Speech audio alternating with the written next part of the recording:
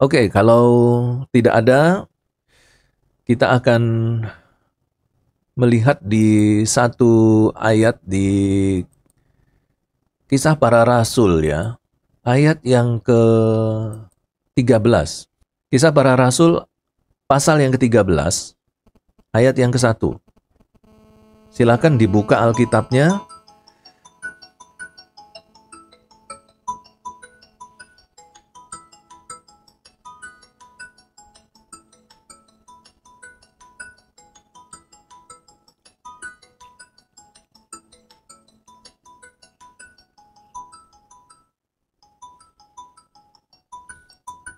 Sudah?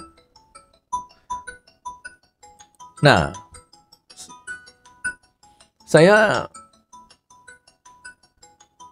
pernah satu kali mengajar di kelas hermeneutik.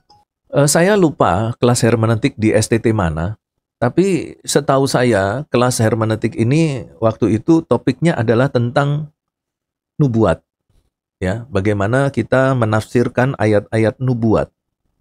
Nah, karena menafsirkan ayat-ayat nubuat, memang mau tidak mau harus berbicara juga tentang siapakah nabi itu. Ternyata bagi kebanyakan masyarakat Kristen dan juga hamba-hamba Tuhan meyakini bahwa nabi itu hanya terjadi atau hanya ada pada masa perjanjian lama, dan periode atau zaman pelayanan nabi itu berakhir sampai pada batas Yohanes Pembaptis. Karena Alkitab jelas mengatakan bahwa masa perjanjian baru itu diawali mulai dari zaman Yohanes Pembaptis sampai kita sekarang. Itu zaman perjanjian baru. Itu berarti bahwa pelayanan para nabi itu hanya sampai sebatas perjanjian baru masuk. Yaitu terakhirnya pelayanan para nabi itu ya pada zaman Yohanes Pembaptis. Setelah Yohanes Pembaptis tidak ada lagi nabi. Nah, itu sebagian besar masyarakat Kristen meyakini itu. Sebagian besar sudah tidak ada lagi nabi seperti yang ada di dalam perjanjian lama. Dan ketika saya bertanya, mahasiswa pun juga mempunyai konsep seperti itu. Bahwa sudah tidak ada lagi pelayanan para nabi di zaman perjanjian baru. Lalu saya mengajak mereka untuk membaca Kisah Para Rasul 13, mulai dari ayat yang ke-1. Nah, di sini disebutkan, pada waktu itu di dalam jemaat di Antioquia, ada beberapa nabi dan pengajar, yaitu Barnabas, Simeon yang disebut Niger, dan Lukius, orang Kirene, dan Menahem yang diasuh bersama dengan raja wilayah Herodes, dan Saulus. Kemudian ayat 2, pada suatu hari ketika mereka beribadah kepada Tuhan dan berpuasa, berkatalah Roh Kudus, khususkanlah Barnabas dan Saulus bagiku untuk tugas yang telah kutentukan bagi mereka. Maka berpuasalah dan berdoalah mereka. Dan setelah meletakkan tangannya ke atas kedua orang itu, mereka membiarkan keduanya pergi. Oleh karena disuruh Roh Kudus, Barnabas dan Saulus berangkat ke Seleukia, dan dari situ mereka berlayar ke Siprus dan seterusnya. Nah, di sini kita lihat bahwa ternyata di zaman Paulus masih ada nabi. Ya, di zaman Paulus. Dan kita tahu bahwa zaman Paulus ini sudah terhitung sebagai zaman perjanjian baru. Tetapi ternyata masih ada nabi. Bahkan Paulus sendiri pun mengakui bahwa beberapa orang yang dimaksudkan pasal 13 ini itu memang benar adalah seorang yang memiliki jabatan nabi. Bahkan mereka punya nama, Barnabas, Simeon, Lukius, dan Menahem. Artinya, kalau Alkitab mencatat nama mereka, itu mereka sudah dikenal. Jadi masyarakat Yahudi pada waktu itu mengenal mereka. Karena itu nama mereka diingat. Nama seseorang itu akan lebih mudah diingat kalau orang itu sudah dikenal dan terkenal. Dan nabi itu adalah orang-orang yang mudah dikenal dan mudah terkenal di zaman kehidupan bangsa Israel. Ya, kehidupan keberagamaan bangsa Israel. Ya, jabatan nabi itu adalah jabatan yang sangat top dan populer. Dan nama-nama para nabi itu akan semakin mudah dikenal dan diingat oleh masyarakat Yahudi. Jadi jelas di sini kalau di dalam pasal 13 ayat 1 di Kisah Para Rasul disebutkan nama-nama mereka, itu berarti bahwa mengindikasikan bahwa keempat orang ini betul memang diakui oleh masyarakat Yahudi sebagai orang-orang yang memiliki jabatan nabi. Nah, jadi di sini dapat kita tarik satu kesimpulan sementara bahwa ternyata di zaman Perjanjian Baru pun, di zaman Tuhan Yesus, setelah kenaikan Tuhan Yesus, di zaman pelayanan Paulus, sampai tahun 60-an, masih ada nabi-nabi yang melayani Tuhan di masyarakat Yahudi. Nah, sekarang tinggal satu pertanyaan. Apakah nabi-nabi itu berfirman juga? Apakah nabi-nabi itu juga melayani seperti nabi-nabi di dalam Perjanjian Lama? Apakah nabi-nabi itu juga menyampaikan firman dari Tuhan? Pertanyaan berikutnya, kenapa kok firman yang mereka sampaikan itu tidak dicatat dan dimasukkan ke dalam Alkitab? Dan kita tidak pernah tahu Barnabas, Simeon, Lukius, dan Menahem itu menyampaikan firman dari Tuhan, mengajarkan firman, menegur bangsa Israel dengan firman yang dari Tuhan, dan kita nggak punya catatannya sama sekali. Dan kalaupun mereka telah menuliskan firman yang mereka dapatkan dari Tuhan, keempat nabi itu pun nggak pernah ditemukan tulisan-tulisan mereka. Oke. Tetapi kalau kita melihat di ayat yang kedua dan ketiga, pada suatu hari ketika mereka beribadah kepada Tuhan dan berpuasa, berkatalah Roh Kudus. Jadi kita dapat melihat keempat nabi ini, Barnabas, Simeon, Lukius, dan Menahem, itu dipakai oleh Roh Kudus.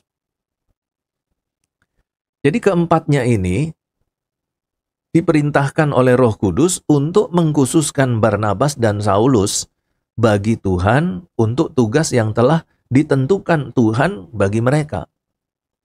Artinya bahwa Barnabas dan Saulus sebelum mereka diutus sebagai penginjil ke bangsa-bangsa lain, mereka ditahbiskan dulu. Mereka diurapi, ditahbiskan sebagai rasul. Siapa yang mengurapi? 4 orang nabi. Siapa yang suruh nabi-nabi itu? Roh Kudus.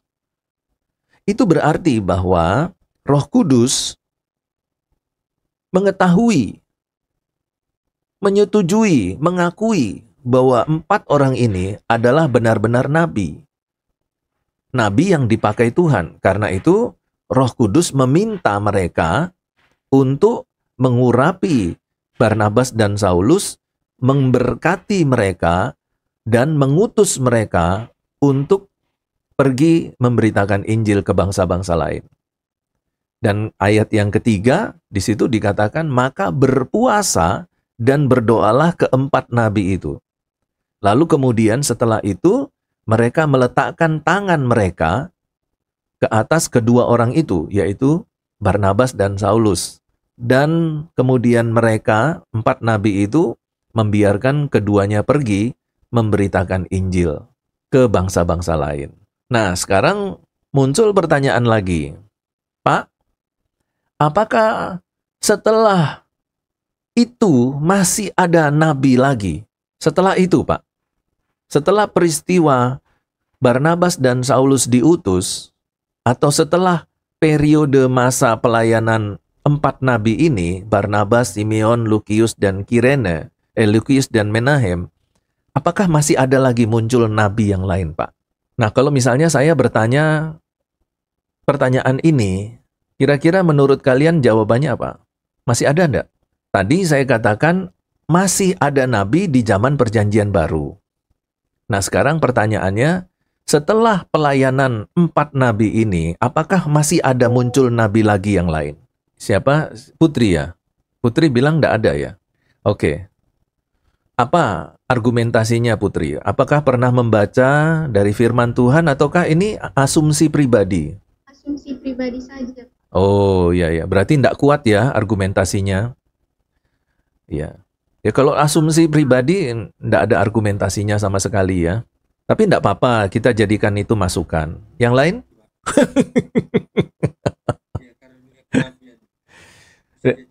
Ya, jadi kalau karunia kenabian itu pasti Barnabas, Simeon, Lukius, dan Menahem itu karunia kenabiannya itu lebih menonjol daripada karunia yang lain.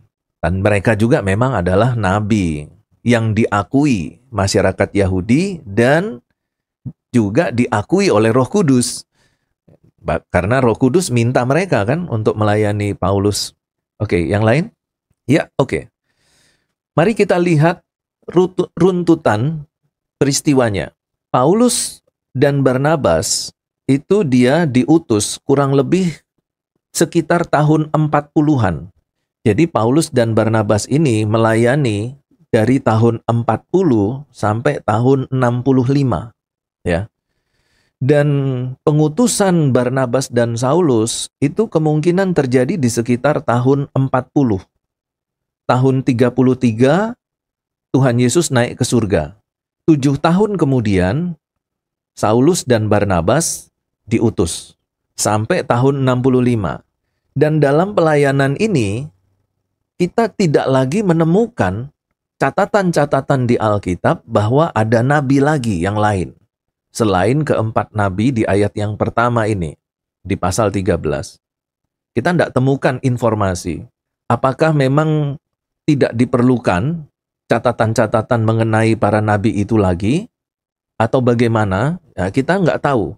Ya, kenapa para penulis kitab suci Perjanjian Baru tidak memasukkan para nabi yang mungkin masih ada itu ke dalam catatan mereka.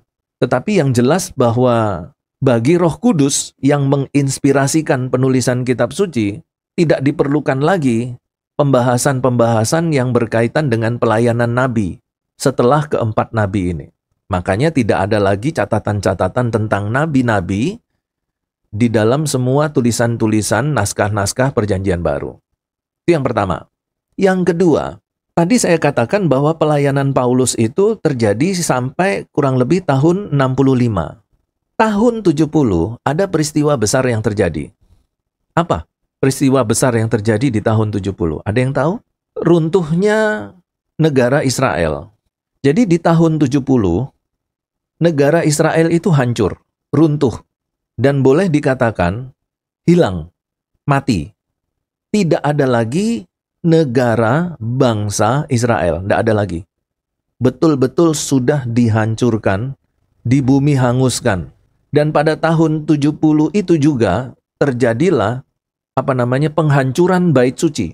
Jadi pada saat bait suci Salomo yang direnovasi Herodes itu dihancurkan, di saat yang sama juga bangsa Israel itu betul-betul juga dihancurkan.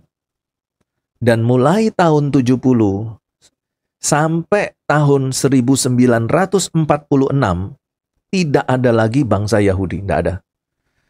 Jadi ini orang-orang Yahudi tersebar ke seluruh penjuru bumi. Bahkan ada yang ke Indonesia juga.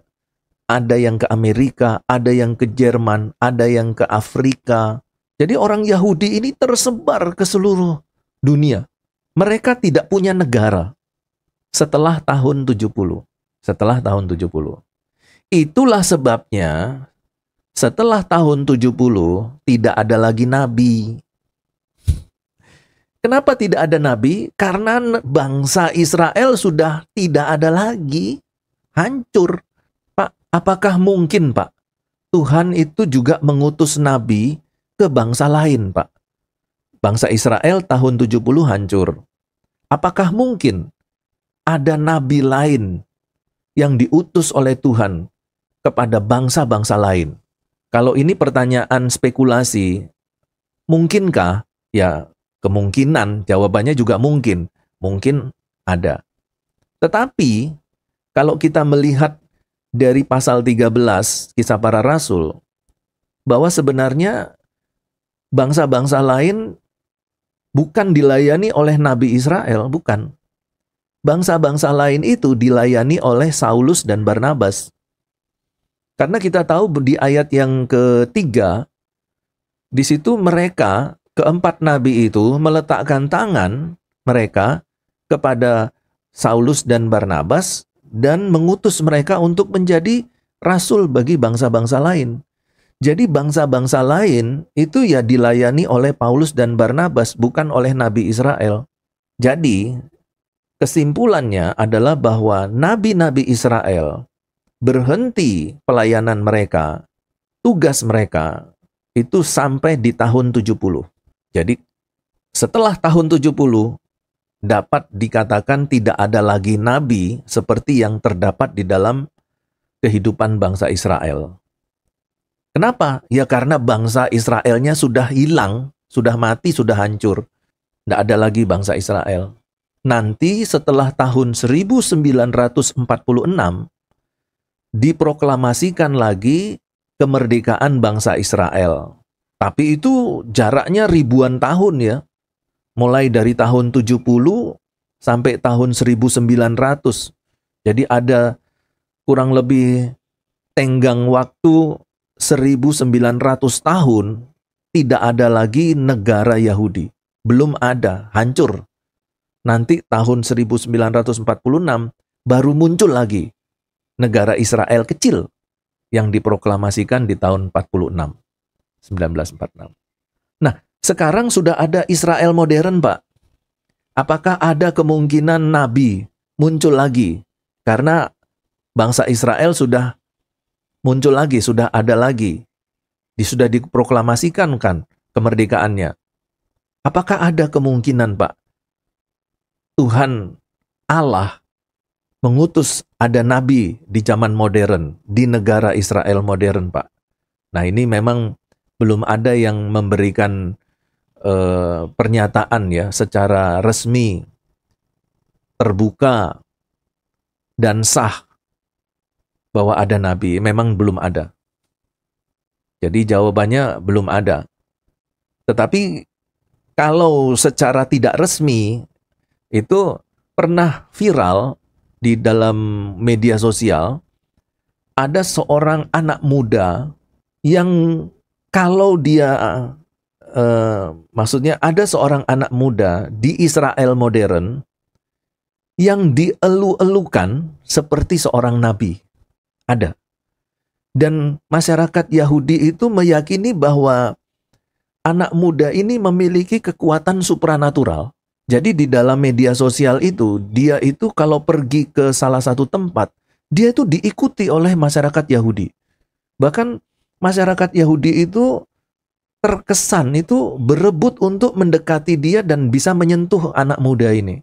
Dan beberapa komentar dalam video itu mengatakan bahwa anak muda ini seperti sudah dianggap sebagai nabi atau pemimpin spiritual bangsa Yahudi modern. Nah, pertanyaannya apakah ini adalah seorang nabi yang diutus oleh Tuhan? Ataukah dia mengutus dirinya sendiri dan mengangkat dirinya sendiri sebagai nabi? Ya, saya nggak tahu. Nah, itu butuh investigasi ya, butuh penyelidikan yang lebih dalam. Dan juga butuh kita tanya kepada Tuhan langsung ya. Tuhan, apakah anak muda yang ada di video itu, di negara Israel modern itu adalah nabi yang kau utus di zaman modern Tuhan? Nah, itu kita juga perlu tanya sama Tuhan. Nah, ini berkaitan dengan nabi menurut tafsiran Kisah Para Rasul 13 ayat 1, 2, dan 3. Ya, sampai di sini ada pertanyaan?